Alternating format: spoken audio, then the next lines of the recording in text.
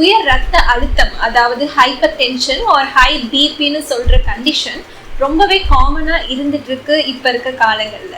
Older population மட்டும் இல்லாம younger அடல்ட்ஸுமே hyper டென்ஷனால பாதிக்கப்படுறதோட எண்ணிக்கை ரொம்பவே அதிகமாகிட்டே இருக்கு. அண்ட் ஹைப்பர் டென்ஷன் எதனால வருது அப்படின்னு நம்ம காமனா நினைக்கிறோம்னா, சால்ட் நம்ம அதிகமா சாப்பிட்றதுனால வருது அப்படின்னு.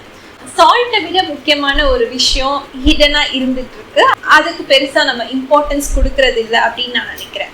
ஸோ அந்த விஷயத்த நீங்கள் ரெக்டிஃபை பண்ணும்போது ஹைப்பர் டென்ஷனால் வரக்கூடிய காம்ப்ளிகேஷன்ஸ், அதாவது heart disease, stroke, kidney problem, இந்த மாதிரியான காம்ப்ளிகேஷன்ஸை ஏர்லியராக ப்ரிவென்ட் பண்ணலாம். அண்ட் உங்களோட பிளட் ப்ரெஷரையும் நார்மல் ஆக்குறதுக்கான பாசிபிலிட்டிஸ் ரொம்பவே அதிகமாக இருக்குது. இந்த வீடியோவில் ஹைப்பர் டென்ஷன் இருக்கிறவங்க சால்ட்டை எந்த மாதிரி கன்சியூம் பண்ணலாம், எந்த அளவு கன்சியூம் பண்ணலாம், அண்ட் என்னெல்லாம் லைஃப் ஸ்டைல் சேஞ்சஸ் கொண்டு வரலாம் அப்படின்னு டீட்டெயில்டாக பார்க்கலாம் வாங்க.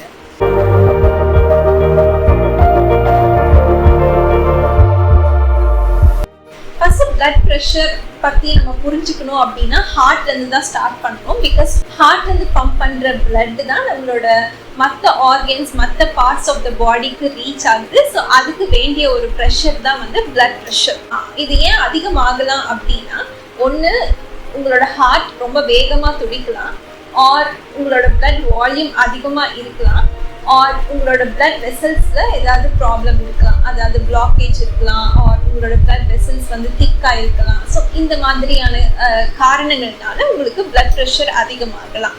ஃபார் எக்ஸாம்பிள், நம்மளோட கார்டனுக்கு வந்து நம்ம தண்ணி கொடுக்கணும் அப்படின்னா ஒரு பெரிய பைப்லைன்லேருந்து எடுத்து அதை ஸ்ப்ளிட் பண்ணி சின்ன சின்ன பைப்லைன்ஸ் வழியாக எல்லா செடிக்கும் போகிற மாதிரி நம்ம கொடுப்போம் இல்லையா? ஸோ அதே சிமிலர் கான்செப்ட் தான் நம்ம பாடிக்குள்ளே நடந்துட்டுருக்கு. ஸோ அந்த பிளட் வழியாக தான் தேவையான நியூட்ரியன்ஸ், ஆக்சிஜன் எல்லாம் மற்ற பார்ட்ஸ் ஆஃப் த பாடிக்கு போய் சேரும். ஓல்டர் பாப்புலேஷனில் இருக்கிற காமனான பிரச்சனை வந்து பிளட் வெசல்ஸில் இருக்கும். ஸோ அவங்களோட பிளட் வெசல்ஸ் வந்து திக்காக இருக்கும், கால்சிஃபிகேஷனால் இருக்கலாம், ஆர் இன்ஃப்ளமேஷன், அண்ட் அவங்களுக்கு பிளாக் ஃபார்மேஷன், பிளாக்ஸ் ஏதாவது இருக்கலாம். ஸோ இந்த மாதிரி காரணங்கள்னால அவங்களோட பிளட் வெசல்ஸோட எலாஸ்டிசிட்டி கம்மியாக இருக்கும். இப்போ நீங்கள் எலாஸ்டிக் பைப்பில் பம்ப் பண்ணுறதுக்கான ப்ரெஷர் வந்து ரொம்ப கம்மியாக தான் தேவைப்படும். அதுவே நீங்கள் ஒரு மெட்டல் பைப்பில் பம்ப் பண்ணணுன்னா அதுக்கு உங்களுக்கு நீங்கள் கொடுக்க வேண்டிய ப்ரெஷர் வந்து ரொம்ப ஜாஸ்தியாக இருக்கும் இல்லையா? ஸோ எலாஸ்டிக் வழியாக ஈஸியாக போயிடும், பட் மெட்டல் பைப் வழியாக நீங்கள் தண்ணி போக வைக்கணும்னா ப்ரெஷர் வந்து ஜாஸ்தியாக இருக்கும். ஸோ அதே மாதிரி இந்த மாதிரி திக்கான வெசல்ஸ் இருக்கும்போது அந்த ப்ரெஷரும் நமக்கு ஜாஸ்தியாக தேவைப்படும்.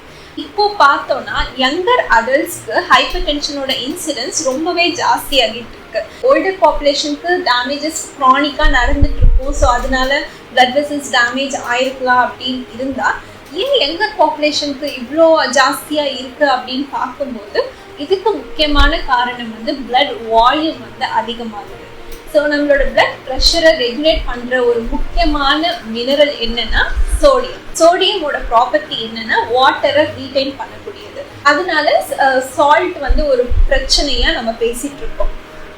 பட் நம்ம பாடியில் வந்து சால்ட்டை ரெகுலேட் பண்ணுறதுக்கான சிஸ்டம் ரொம்பவே நல்லா இருக்குது. நீங்கள் தேவைக்கு அதிகமான உப்பு எடுத்துகிட்டு இருக்கும் போது உங்களோட கிட்னிஸ் வந்து அது வந்து அதிகமாக ஃபில்டர் அவுட் பண்ணிவிட்டு தேவையான அளவை மட்டும்தான் ரீடைன் பண்ணும். அண்ட் ஆல்சோ காலன் வழியாக உங்களோட எக்ஸஸ் சோடியம் வந்து வெளில போகும். அண்ட் நீங்கள் ஸ்வெட் பண்ணுறது வழியாகவும் எக்ஸஸ் சோடியம் வந்து வெளியில் வந்துடும்.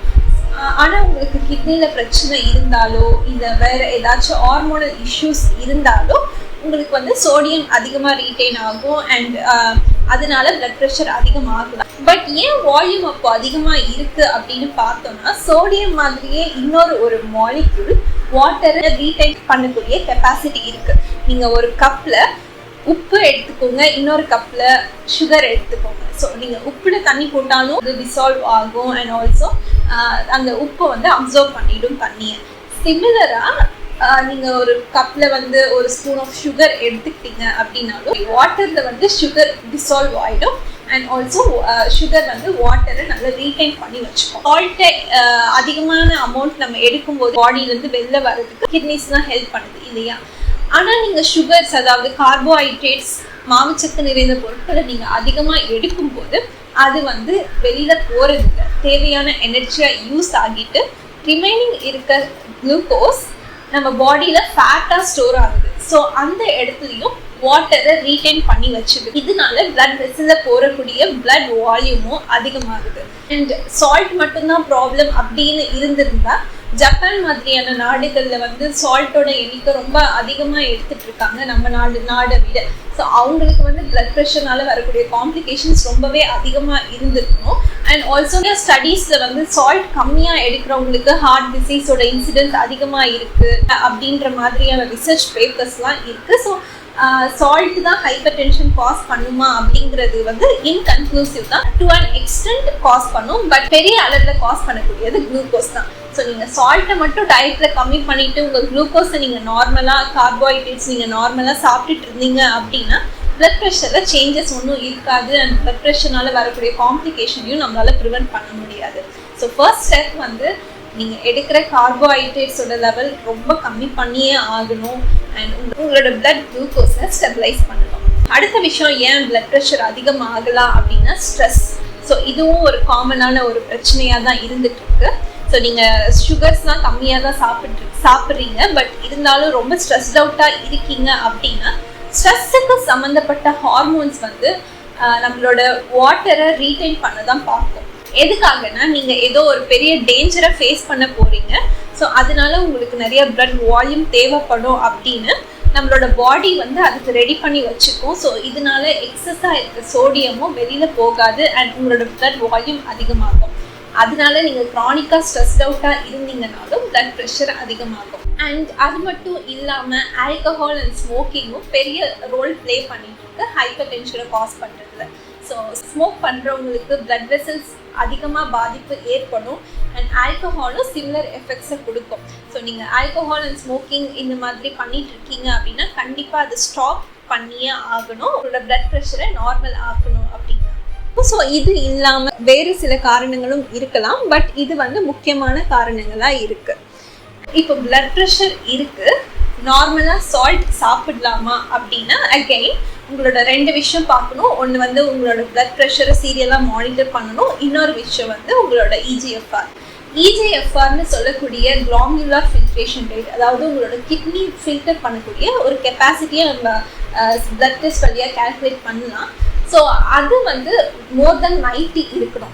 90க்கு கம்மியாக இருந்துச்சுன்னா உங்களோட கிட்னியில் பிரச்சனை இருக்குது, கிட்னி ஆல்ரெடி பாதிக்கப்பட்டிருக்கு அண்ட் நீங்கள் சால்ட்டோட அளவை கண்டிப்பாக ரெஸ்ட்ரிக்ட் பண்ணணும் அப்படிங்கிறது நீங்கள் மைண்டில் வச்சுக்கணும். அண்ட் ஆல்சோ உங்களோட டாக்டர் சொல்கிற அட்வைஸை நீங்கள் ஃபாலோ பண்ணணும். ஸோ உங்களோட இஜிஎஃப்ஆர் நார்மலாக இருக்குது, பிளட் ப்ரெஷருமே வந்து நல்ல கண்ட்ரோலில் இருக்குது அப்படின்னா டெய்லி உணவில் எடுத்துக்கிற நார்மலான லெவல் ஆஃப் சால்ட் எடுத்துக்கலாம். ஆடட் சால்ட்ஸை வந்து கண்டிப்பாக அவாய்ட் பண்ணணும். லைக் நம்ம சாப்பிட்ற உணவு மட்டும் இல்லாமல் ஜங்க் ஃபுட் சாப்பிட்றது, மற்ற ப்ராசஸ் ஃபுட் சாப்பிட்றது, ப்ரிசர்வ் ஃபுட் இது மாதிரி சாப்பிட்றத அவாய்ட் பண்ணணும். மற்றபடி நீங்கள் உணவோட டேஸ்ட்டுக்கு ஏற்ற மாதிரி சாப்பிடலாம்.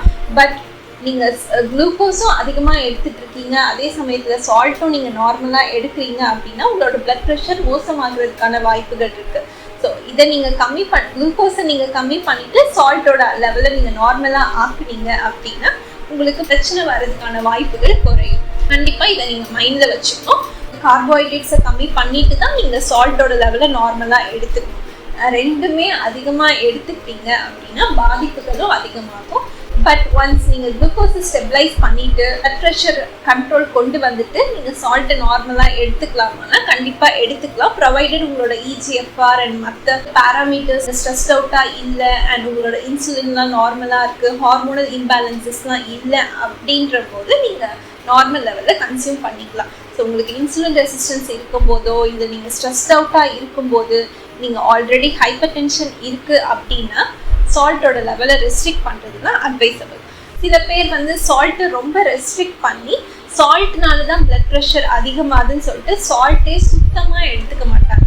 அவங்களுக்குமே பிரச்சனைகள் அதிகமாகிறதுக்கான வாய்ப்புகள் இருக்குது. அதாவது 2300 மில்லிகிராம் ஆஃப் சோடியம் வந்து ரெக்கமெண்டட் அமௌண்ட், அதாவது கிட்டத்தட்ட ஒரு டீஸ்பூனுக்கும் கம்மியான அளவு சால்ட் நீங்கள் எடுத்துக்கலாம் அப்படிங்கிறது ரெக்கமெண்டேஷன். ஸோ அதை விட நீங்கள் கம்மியாக எடுக்கும்போது சில பிரச்சனைகளும் வருது அப்படின்னு ரிசர்ச்சில் சொல்கிறாங்க. அண்ட் சோடியம் வந்து ஒரு முக்கியமான மினரல் நம்மளோட நர்வ் ஃபங்க்ஷன், மசில் ஃபங்க்ஷனுக்கெல்லாம். ஸோ ஸோ நீங்கள் அதை கம்மியாக எடுக்கும்போது உங்களுக்கு நர்வஸ் டிஸார்டர் வர்றதுக்கான வாய்ப்புகள் இருக்குது அண்ட் மசில் கிராம்ஸ்லாம் வர்றதுக்கான வாய்ப்புகள் அதிகமாக இருக்குது. ஐடியல் கோல் உங்களோடது என்ன இருக்கணும் அப்படின்னா உங்களோட பிளட் ப்ரெஷரை ஸ்டெபிளைஸ் பண்ணிவிட்டு நீங்கள் திருப்பி நார்மலான அமௌண்ட்டில் சால்ட் கன்சியூம் பண்ணணும். ஆனால் வந்து கார்போஹைட்ரேட் இன்டேக்கை மினிமலாக வச்சுக்கிறது அட்வைசபிள். அடுத்தது எந்த மாதிரியான சால்ட் எடுத்துக்கலாம் அப்படின்னு. ஸோ அயோடைஸ்ட் சால்ட் தான் அட்வைசபிள். அயோடின் வந்து நம்மளோட சாயிலில் நம்ம எடுக்கிற ஃபுட்டில் வந்து டெஃபிஷியண்ட்டாக இருக்கும். ஸோ அயோடின் இருக்கிற சால்ட் எடுக்கிறது ப்ரிஃபரபிள். பட் டேபிள் சால்ட் அதில் சில கெமிக்கல்ஸ்லாம் ஆட் பண்ணி ப்ராசஸ் பண்ணுறாங்க. ஸோ அதை முடிஞ்ச அளவு அவாய்ட் பண்ணிவிட்டு சீ சால்ட்லேயே அயோடைஸ்ட் சால்ட் யூஸ் பண்ணுறது பெட்டர். அதை விட பெட்டர் சால்ட்ஸ்லாம் என்னன்னு பார்த்தோம்னா Himalayan pink salt, Redmond salt, இந்த மாதிரியான சால்ட்ஸ் தான் ரொம்ப பியூரஸ்ட் சால்ட்ஸ் அண்ட் அதில் ட்ரேஸ் மினரல்ஸும் அதிகமாக இருக்குது. ஸோ நீங்கள் அது கூட அயோடைஸ் சால்ட்டும் மிக்ஸ் பண்ணி எடுத்துக்கிறது அட்வைசபிள். உங்களுக்கு ஹைப்பர் டென்ஷன் இருக்குது ஆர் டயபிட்டிஸ் இருக்குது, ஒபேசிட்டி, இந்த மாதிரி மெட்டபாலிக் இல்னஸால் நீங்கள் சஃபர் பண்ணிட்டு இருக்கீங்க அண்ட் அது திருப்பி நார்மல் ஆகணும்னு நீங்கள் நினைக்கிறீங்கன்னா நீங்கள் டெஃபினட்டாக காண்டாக்ட் பண்ணலாம். அண்ட் இந்த வீடியோ பிடிச்சிருந்துச்சுன்னா லைக் பண்ணுங்கள், ஷேர் பண்ணுங்கள், சப்ஸ்கிரைப் பண்ணுங்கள். வேறு ஏதாச்சும் டவுட்ஸ் இருந்துச்சுன்னா கமெண்ட்டில் சொல்லுங்கள். அடுத்த வீடியோவில் பார்க்கலாம். பாய்.